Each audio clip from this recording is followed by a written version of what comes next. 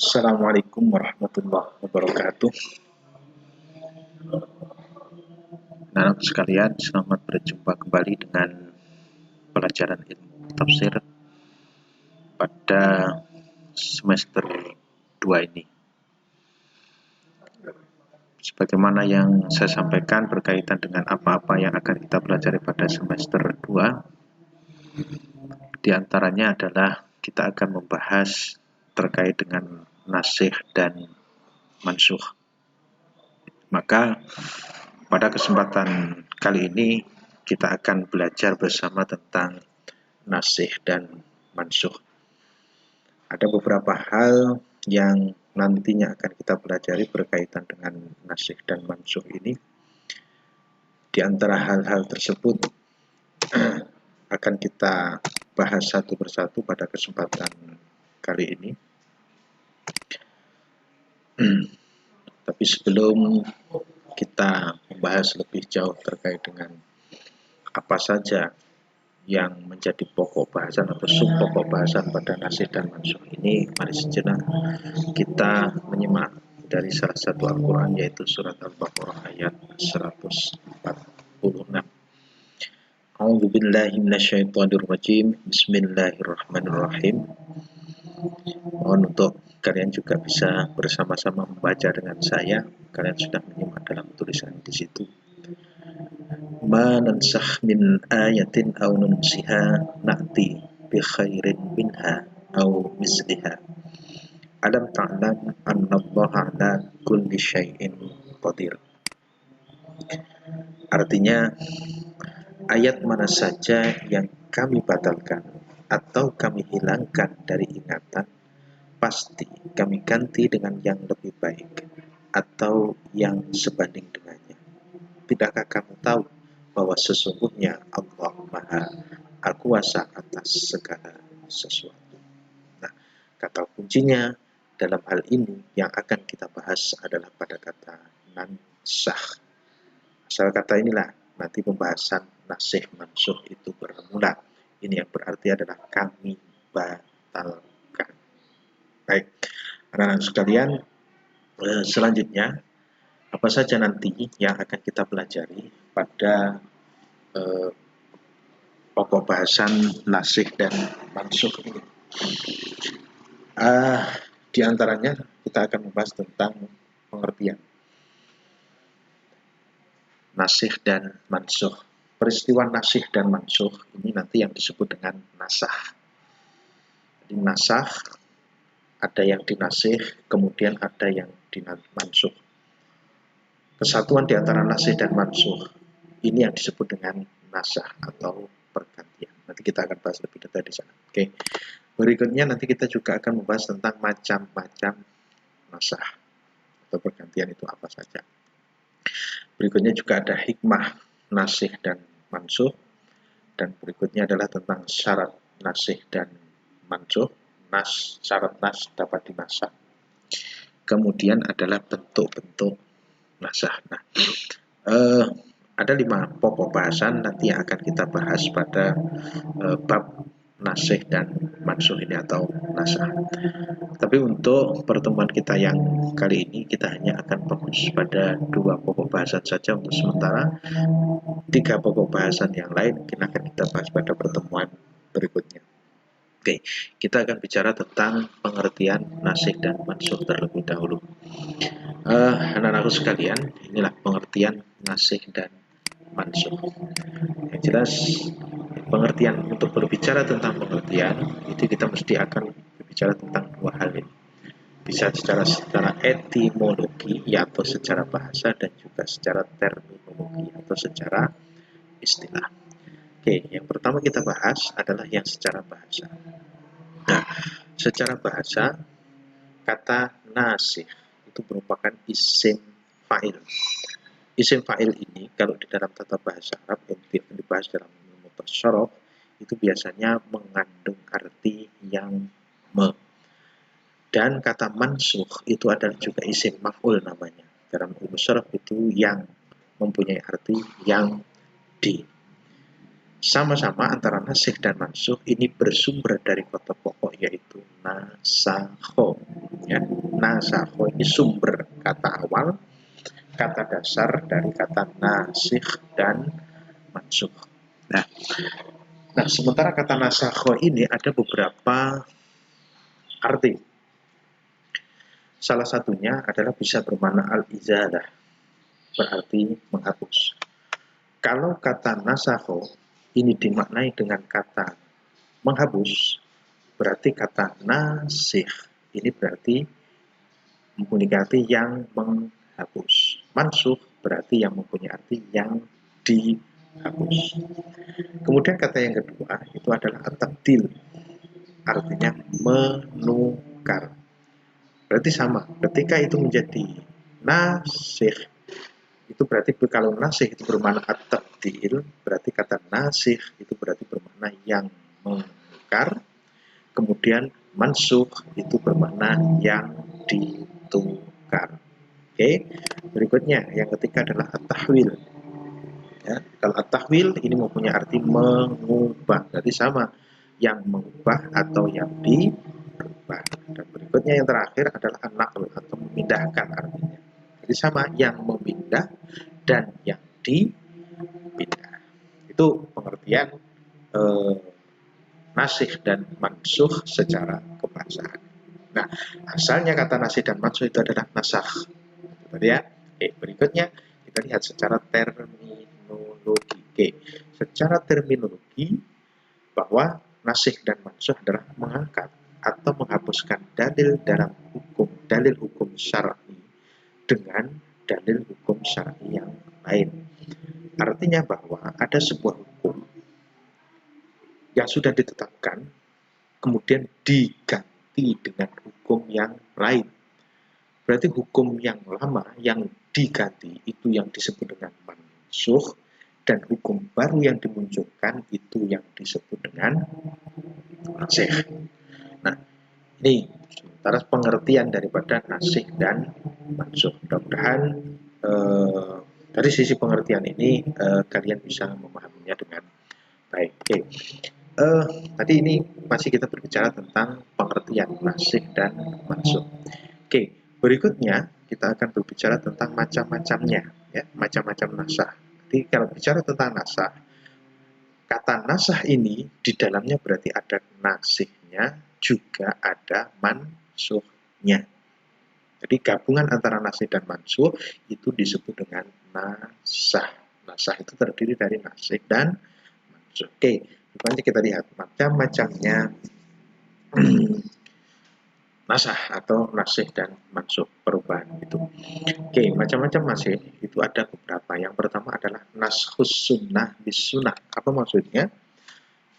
Artinya perubahan, penggantian, ya, hukum yang telah ditetapkan oleh sunnah atau hadis Nabi diganti juga dengan hukum sunnah yang ditetapkan oleh Nabi juga. Jadi apa yang sudah menjadi ketetapan Nabi sebelumnya diganti dengan ketetapan Nabi juga, yaitu ketetapan yang baru. Itu disebut dengan naskhus sunnah bis sunnah. Oke, berikutnya adalah naskhus sunnah bil Quran. Nah, artinya penggantian hukum yang telah ditetapkan oleh sunnah, hukum yang telah ditetapkan oleh Nabi, diganti dengan hukum yang ditetapkan oleh Allah, yaitu bersumber dari Al-Quran. Jadi apa yang sudah ditetapkan Nabi diganti dengan hukum yang ditetapkan oleh Allah, berarti diganti oleh Al-Quran, atau hadis diganti dengan hukum yang bersumber dari Al-Quran. Ini hadis Nabi menetapkan dulu, kemudian baru Al-Quran mengatakan bahwa apa yang dilakukan oleh Nabi itu adalah salah, atau apa yang dilakukan oleh Nabi itu adalah keliru. Jadi intinya lagi bahwa antara nasikh dan mansukh tentu yang datang lebih awal, hukum awal itu adalah yang dimansukh, sementara hukum yang datang baru itulah yang disebut dengan nasikh atau yang merubah. Oke. Berikutnya macam yang ketiga. Macam yang ketiga adalah naskhul Quran bil Quran. Hukum yang sudah ditetapkan oleh Al-Quran tadi dirubah oleh Al-Quran sendiri. Jadi Al-Quran membuat keputusan awal. Allah menetapkan keputusan yang pertama, Kemudian setelah sekian waktu berjalan, ternyata ada hukum baru yang ditetapkan oleh Al-Quran. Maka ini yang disebut dengan naskhul Quran bil Quran. Jadi hukum yang ditetapkan oleh Allah dirubah sendiri oleh Allah. Jadi kalau sunnah bis sunnah, hukum yang dibuat Nabi dirubah sendiri oleh Nabi. Kalau sunnah bil Quran berarti hukum yang ditetapkan oleh Nabi dirubah oleh Allah. Kemudian ada lagi hukum yang sudah dibuat oleh Allah dirubah lagi oleh Allah. Itu namanya adalah naskhul Quran bil Quran. Nah, terkait dengan naskhul Quran bil Quran ini ada dua pendapat memang. Ada yang mengatakan, ulama mengatakan bahwa itu memang ada naskhul Quran bil Quran. Tapi juga ada yang mengatakan bahwa itu memang tidak ada. Nanti kita akan bahas lebih detail lagi terkait dengan ada dan tidak adanya naskhul Quran bil Quran. Oke, sekarang kita coba lihat satu persatu berkaitan dengan contoh di sini. Naskhus sunnah bis sunnah. Oke, kita lihat dari naskhus sunnah bis sunnah yang pertama, contohnya adalah ini. Coba bagaimana? Contoh yang sudah saya sampaikan tadi, apa itu? Berkaitan dengan contoh nasih dan mansuh, naskhus sunnah bis sunnah ini adalah ini hadis. Ini adalah hadis kuntu nahaitukum an ziyaratil qubur fazuru. Perhatikan dua kata yang digaris bawah di sini. Ini kata yang pertama ini yang disebut dengan nasih. Nah, ini yang disebut nasihnya itu adalah fazuruha.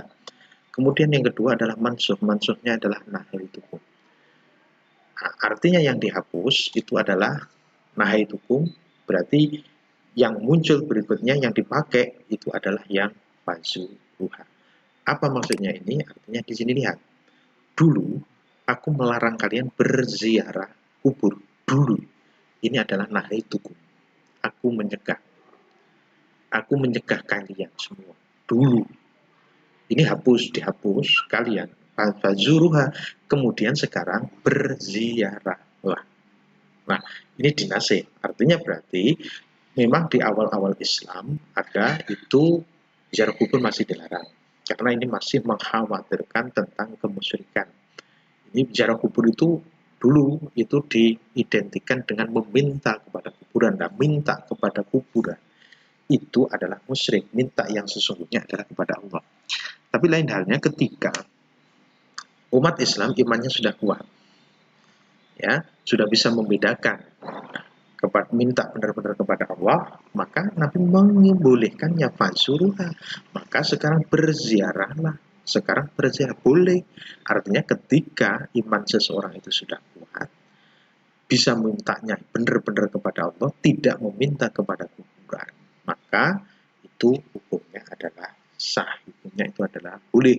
Jelas. Jadi memang iya, kalau ada yang mengatakan bahwa ziarah kubur itu haram, itu adalah dulu, tetapi hukum itu sudah dinasih oleh hadis itu sendiri oleh Nabi, yaitu fazuruha di dalam hadis ini.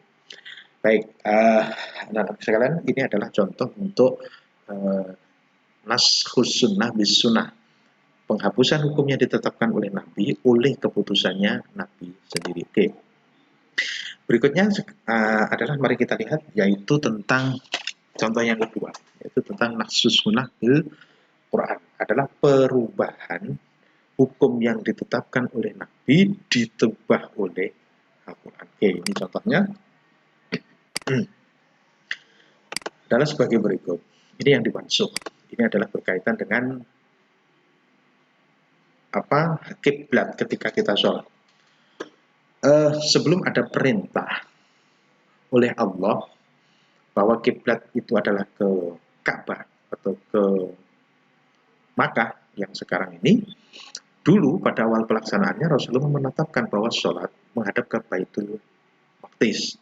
Ini belum benar-benar ada perintah dari Allah. Maka Nabi memang sudah ada perintah untuk sholat, tetapi tidak ditetapkan mana kiblatnya. Jadi pada awal pelaksanaannya sholat itu Allah tidak menetapkan kiblatnya di mana, sehingga ketika itu Nabi menetapkan bahwa kiblatnya adalah di Baitul Maqdis, Yerusalem, tempat kelahirannya Nabi Isa. Nah, tapi begitu ini yang setelah menjadi ketetapan Nabi, setelah sekian lama berjalan, akhirnya keputusan Nabi ini dirubah atau diganti oleh Allah Subhanahu wa Ta'ala. akhirnya dinasih dengan Quran surat Al-Baqarah ayat 144. Qad nara taqalluba wajhika fis sama'i falanwalliyannaka qiblatan tardaha fawalli wajhaka syatral masjidil haram. Sungguh kami sering melihat kamu dari langit, maka sesungguhnya kami akan memalingkan kamu ke kiblat yang kamu sukai, maka palingkanlah kamu ke Masjidil Haram. Syatral Masjidil Haram, menghadap ke Masjidil Haram, artinya ini ke Ka'bah atau ke Mekah. Nah, apa yang sudah ditetapkan oleh Nabi sebelumnya, sholat menghadap ke Baitul Maqdis itu diganti oleh Allah dengan ketetapan pada surat Al-Baqarah ayat 145, yaitu dirubah arahnya kiblatnya sampai hari ini, sampai sekarang, maka ke Ka'bah, yaitu di Masjidil Haram. Nah, inilah salah satu contoh naskhus sunnah bisunnah, perubahan hukum yang ditetapkan oleh hadis Nabi, ditetapkan oleh Nabi, dirubah oleh ketentuan hukum yang ditetapkan oleh Al-Quran atau yang ditetapkan oleh Allah. Nah, ini salah satu contoh dari naskhus sunnah bil Quran. Oke. Berikutnya adalah berkaitan dengan naskhus Quran bil Quran. Hukum yang telah ditetapkan Al-Quran dirubah juga oleh Al-Quran. Hukum yang telah ditetapkan oleh Allah dirubah juga dengan Allah. Sekali lagi tadi saya sampaikan bahwa di antara para ulama itu berbeda pendapat. Ada yang mengatakan memang naskhul Quran bil Quran itu ada juga yang menyatakan bahwa naskhul Quran bil Quran itu adalah tidak ada. Sekarang kita lihat dasar mereka yang menyatakan bahwa naskhul Quran bil Quran itu memang ada. Ini sebagaimana contoh berikut, naskhul Quran bil Quran.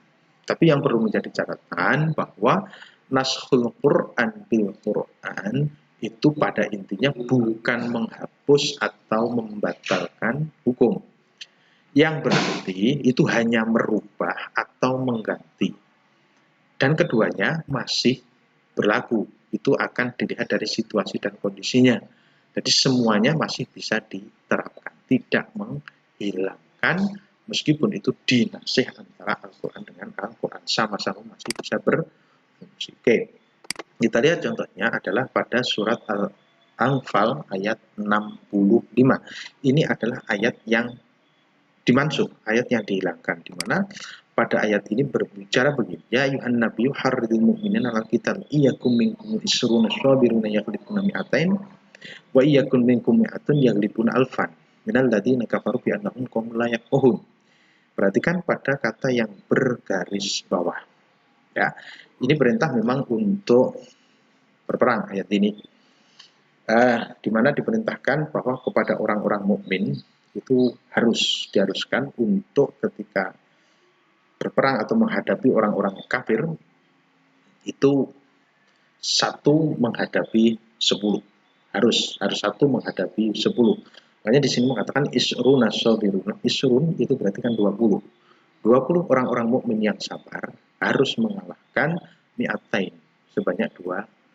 Berarti ini kan menunjukkan di situ ada perbandingan satu harus mengalahkan 10. Kalau ada orang 100 mukmin, orang yang sabar, maka dia harus mengalahkan 1000. Ya, 1 banding 10. Ini perintahnya, satu orang mukmin harus menghadapi orang 10. Nah, tetapi ayat 65 surat Al-Anfal ini dinasih ya, dinasih oleh ayat berikutnya, yaitu Quran surat Al-Anfal ayat 66. Di mana al-ana khaffafallahu ankum allama anna fikum dha'fa fa iyyakum minkum mi'atun sabiratun yaghlibuna mi'atain wa iyyakum minkum alfun yaghlibuna alfain biidznillah wallahu ma'as-sabirin. Nah, yang perlu diperhatikan di sini catatannya adalah perhatikan yang di garis bawah. Yang di garis bawah mengatakan mi'atun sabirun yaghlibuna mi'atain. 100 orang-orang yang sabar mengalahkan 200. Kemudian 1000 orang yang sabar mengalahkan 2000. Artinya bahwa dari 1 mengalahkan 10 berubah menjadi 1 mengalahkan 2. Oke. 1 mengalahkan 2. Ini nasihnya. Nah, 1 ini tidak hilang, ini tetap berlaku. Tapi lihat kondisinya. Jika kamu Allah meringankannya jika kamu dalam kondisi dhafan lemah. Kalau lemah dalam kondisi lemah, orang-orang mukmin itu hanya punya kewajiban mengalahkan 2. Tetapi dalam kondisi yang kuat tetap dia akan harus mengalahkan 10. Jadi sekali lagi berarti hanya merubah atau mengganti, keduanya masih berlaku tetapi melihat situasi dan kondisinya. Kemudian ini untuk contoh adanya yang mengatakan bahwa ini memang ada nasikh dan mansukh Al-Quran dengan Al-Quran. Ini memang dua-duanya adalah surat Al-Anfal ayat 65 dan 66. Nah, sekarang kita lihat, sekarang ada juga yang mengatakan tidak ada nasikh dan mansukh, itu tidak bisa antara Al-Quran dengan Al-Quran. Apa alasan mereka yang mengatakan seperti itu? Itu adalah berdasarkan pada Quran surat Fussilat ayat 42. Ini yang menjadi dasar bahwa Al-Quran itu tidak bisa dimansukh oleh Al-Quran. La ya'tihil batil min baini yadayhi wa la min khalfihi tanzilun min hakimin. Ini firman Allah. Artinya yang tidak datang kepada kebatilan baik dari depan maupun dari belakang. Artinya bahwa Al-Quran itu tidak ada kesalahan sama sekali. Kalau memang tidak ada kesalahan, kenapa harus ada nasikh dan mansukh? Makanya seluruh apa yang sudah dikatakan oleh Al-Quran, apa yang dikatakan oleh Allah dalam Al-Quran itu adalah benar. Itu adalah tidak perlu di-nasikh, tidak perlu di-mansukh. Ini yang menjadi dasar atau alasan kenapa nasikh dan mansukh itu tidak ada di dalam antara Al-Quran dengan Al-Quran. Ya, ini jadi tidak ada seperti itu. Nah, ini terkait dengan macam-macam nasakh, ya, yang nasikh dan mansuknya demikian. Oke, anak-anak sekalian, untuk sementara pertemuan kita pada kali ini terkait dengan ilmu tafsir, membahas tentang nasikh dan mansukh. Kita bahas 2 sub pokok bahasan ini aja dulu, yaitu tadi tentang pengertian dan macam-macam nasakh. Baik, anak-anakku sekalian, sebagai bentuk bahwa kalian memang benar-benar sudah mempelajari dengan baik pada materi yang saya sampaikan di sini, silakan kalian memberikan komentar di bawah tampilan video ini dengan menuliskan nama dan kelas kalian dan menyatakan saya sudah mengikuti seluruh video dan saya telah memahaminya dengan baik. Hanya itu untuk yang kita pelajari pada hari ini. Untuk selanjutnya bagaimana apa yang akan kita pelajari mungkin kita akan teruskan pada pertemuan yang berikutnya. Baik, terima kasih anak-anakku sekalian. Ada kurang lebihnya mohon maaf. Selamat belajar. Mudah-mudahan kalian benar-benar mendapatkan ilmu yang bermanfaat. Bidini wa dunya hatal akhir. Amin ya rabbal alamin. Ada kurang lebihnya maaf. Assalamualaikum warahmatullahi wabarakatuh.